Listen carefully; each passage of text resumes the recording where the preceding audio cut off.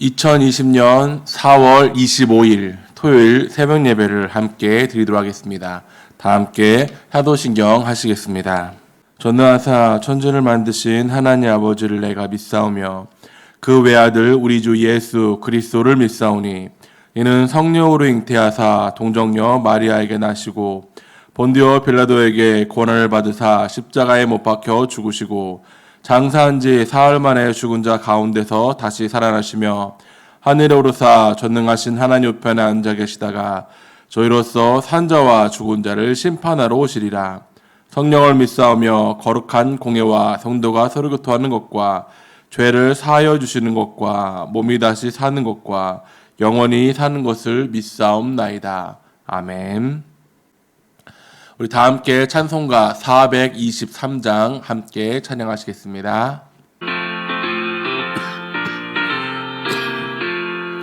내가 예수 믿고서 죄사함 받아 나의 모든 것 다 변했네.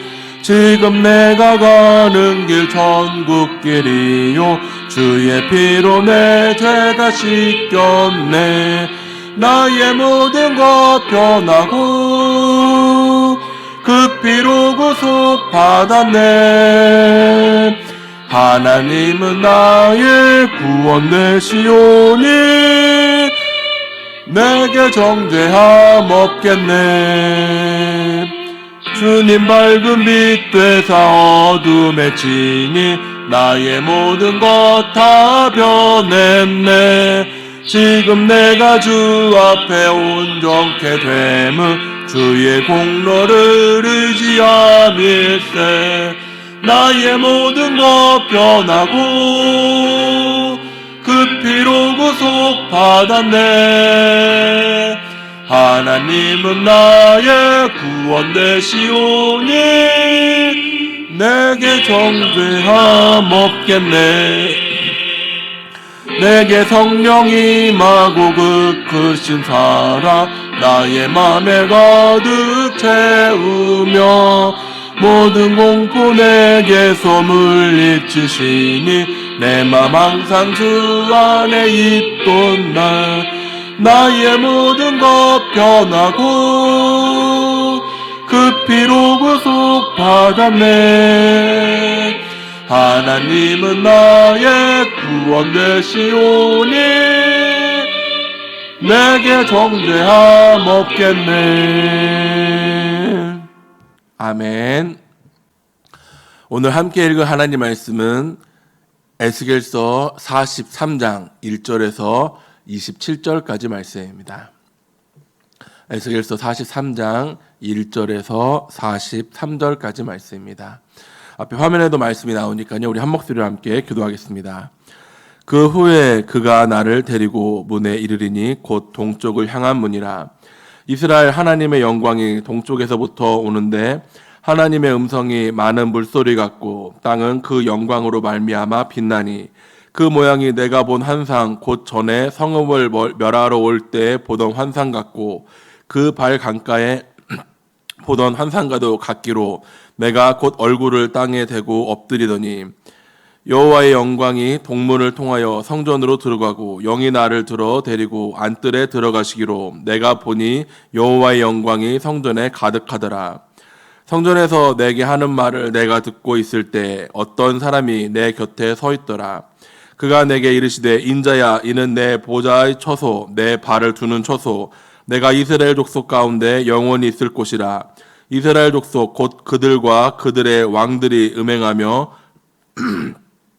그 죽은 왕들의 시체로 다시는 내 거룩한 이름을 더럽히지 아니하리니 그들이 그 문지방을 내 문지방 곁에 두며 그 문설주를 내 문설주 곁에 두어 그들과 나 사이에 겨우 한 담이 막히게 하였고 또 행하는 가증한 일로 내 거룩한 이름을 더럽혔으므로 내가 노하여 멸망시켰거니와 이제는 그들이 그 음란함과 그 왕들의 시체를 내게서 멀리 제거하여 버려야 할 것이라. 그리하면 내가 그들 가운데 영원히 살리라. 인자야 너는 이 성전을 이스라엘 족속에게 보여서 그들이 자기 죄악을 부끄러워하고 그 형상을 측량하게 하라.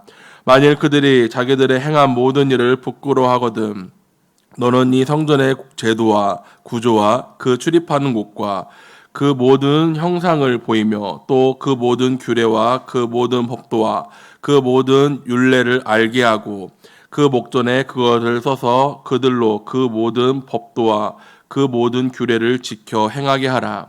성전의 법은 이러하니라. 산 꼭대기 지점의 주인은 지극히 거룩하리라.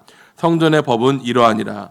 제단의 크기는 이러하니라. 한 자는 팔꿈치에서부터 손가락에 이르고 한 손바닥 넓이가 더한 것이라. 제단 밑받침의 높이는 한 척이요 그 사방 가장자리의 너비는 한 척이며 그 가로 둘린 턱의 너비는 한 뼘이니 이는 제단 밑받침이요 이 땅에 닿은 밑받침 면에서 아래층의 높이는 두 척이요 그 가장자리의 너비는 한 척이며 그 아래층 면에서 2층 높이는 4척이요 그 가장자리의 너비는 한 척이며 그 번제단 위의 높이는 4척이며 그 번제하는 바닥에서 솟은 뿔이 4시며 그 번제하는 바닥의 길이는 12척이요 너비도 12척이니 네모 반듯하고 그 아래의 길이는 14척이요 너비는 14척이니 네모 반듯하고 그 밑받침에 둘린 턱의 너비는 반척이며 그 가장자리의 너비는 한 척이니라.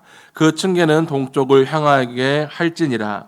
그가 내게 이르시되 인자야 주 여호와께서 이같이 말씀하시느니라. 이 제단을 만드는 날에 그 위에 번제를 드리며 피를 뿌리는 규례는 이러하니라.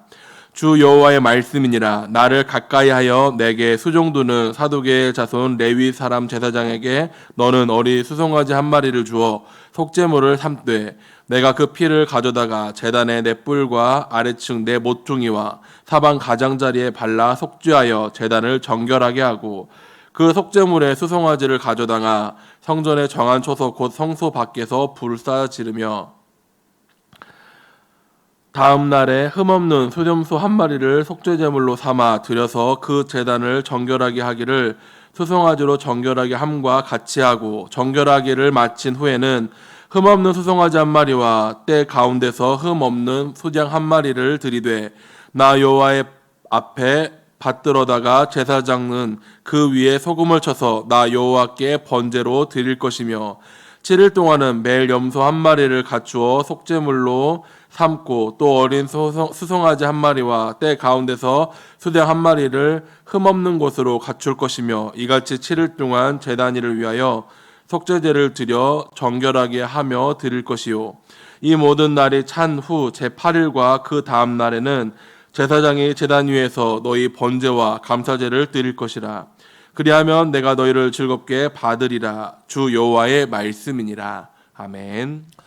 오늘 말씀은 하나님의 영광의 모습을 그리며 동시에 새 성전의 제단을 청량함으로써 새 시대에 드려야 할 제사가 어떤 것이 있는가를 말해주고 있습니다. 성소의 구조는 동쪽에서부터 성소로 들어가는 현관이 있고 또 그 다음 성소가 있으며 그 맨 뒤에 지성소가 있는 현상입니다. 다시 말해 지성소는 맨 서쪽에 있으며 따라서 동쪽으로 들어가면 지성소까지 직선으로 도달할 수 있는 구조입니다. 이 외의 문들은 지성소까지 가기 위해서 돌아가야만 하는 것이죠. 이러한 이유로 하나님께서 서론에서도 말한 바와 같이 나가실 때도 동문으로 나가셨고 돌아오실 때도 동문으로 돌아오십니다. 1절에서 2절에 보면 그 후에 그가 나를 데리고 문에 이르리니 곧 동쪽을 향한 문이라.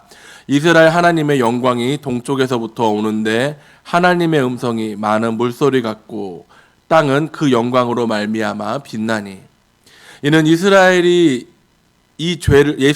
죄를 지어 하나님께서 떠나셨지만 이스라엘 민족이 회개함으로써 하나님께서 다시 돌아오시며 회복시켜 줌을 의미합니다.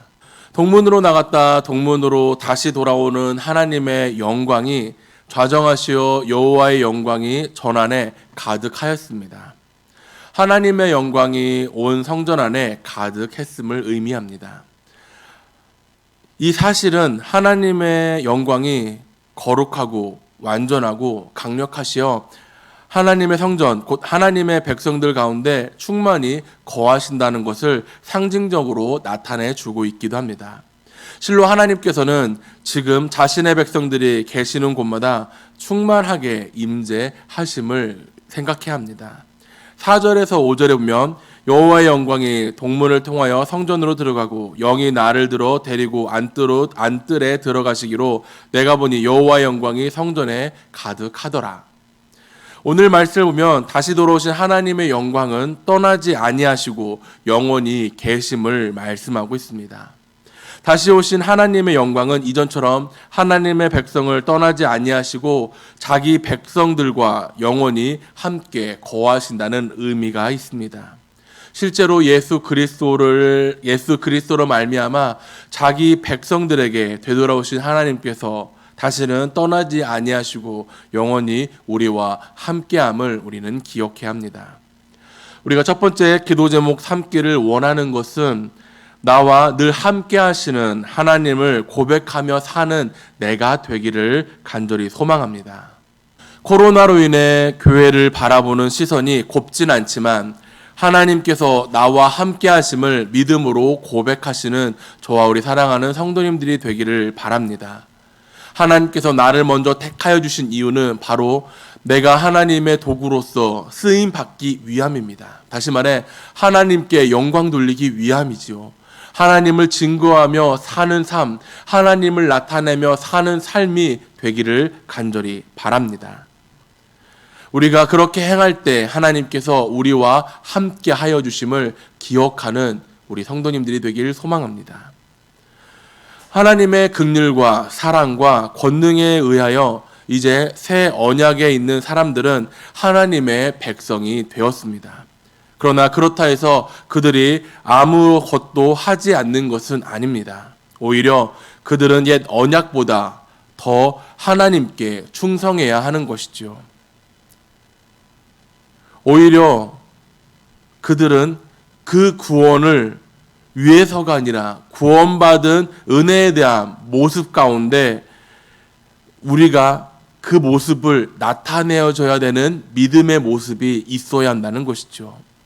이 보답의 첫 번째 행동은 바로 우상 숭배와 우상 숭배자를 제거하는 모습이었습니다. 7절에서 9절에 보면은 그가 내게 이르시되 인자야 이는 내 보좌의 처소 내 발을 두는 처소 내가 이스라엘 족속 가운데 영원히 있는 곳이라. 이스라엘 족속 그들과 그들의 왕들이 음행하며 그 죽은 왕들의 시체로 다시는 내 거룩한 이름을 더럽히지 아니하리라.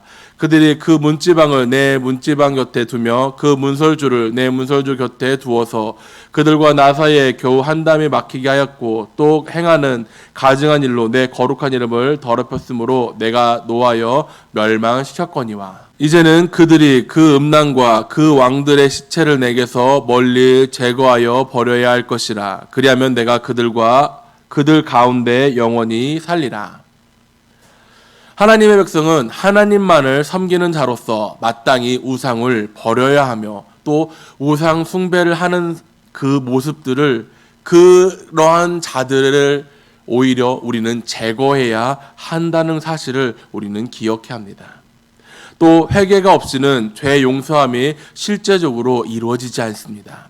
물론 하나님께서 대속제물로 보내어 죄인들을 대신하여 죽으신 예수 그리스도로 인하여 우리의 죄는 그 속죄함을 받을 수 있게 되었지만 그 속죄함의 근거가 될 뿐 그 속죄의 효력은 모든 사람들에게 동일하게 적용되어지는 것이 아님을 깨달아야 합니다.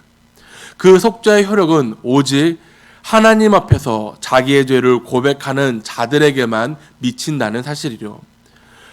다시 말해 내가 죄인임을 고백하며 예수 그리스도를 하나님의 아들로 구주로 고백하며 하나님께서 나를 구원하여 주심을 고백할 때 하나님께서 함께하여 주신다는 사실을, 하나님께서 우리를 구원하여 주신다는 사실을 기억하기를 바랍니다.